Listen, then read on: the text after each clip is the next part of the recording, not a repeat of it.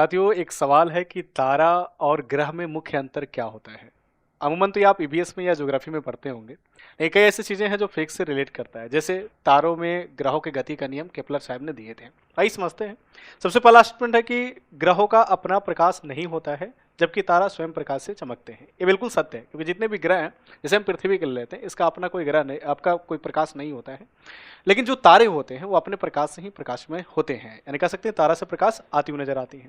दूसरा, तारा टिमटिमाते हैं लेकिन ग्रह टिमटिमाते नहीं है। ये प्रश्न फिजिक्स का है और पूछा जाता है। तारा टिमटिमाती इसलिए है क्योंकि यहाँ पे वायुमंडलीय अपवर्तन होता है।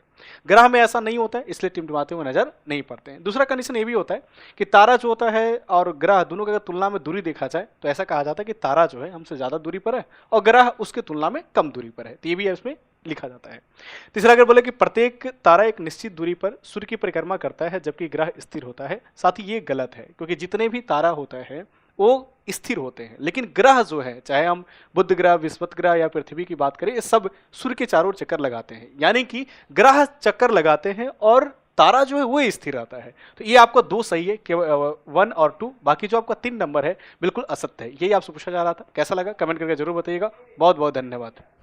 शिक्षक भर्ती परीक्षा के अंदर में पूरे भारत में सर्वाधिक रिजल्ट देने का गौरव है हमारे पास। जुड़िए हमारे नए बैचेस 1 to 5, 6 to 8, 9, 10 और 11, 12 में और शुरू कीजिए अपने शिक्षक भर्ती की तैयारी। 65% डिस्काउंट चल रहा है, सिर्फ 999 रुपए में नया बैच शुरू हो चुका है। डाउनलोड कीजिए द ऑफिसर एकेडमी का ऐप और जुड़िए हमारे साथ। धन्यवाद।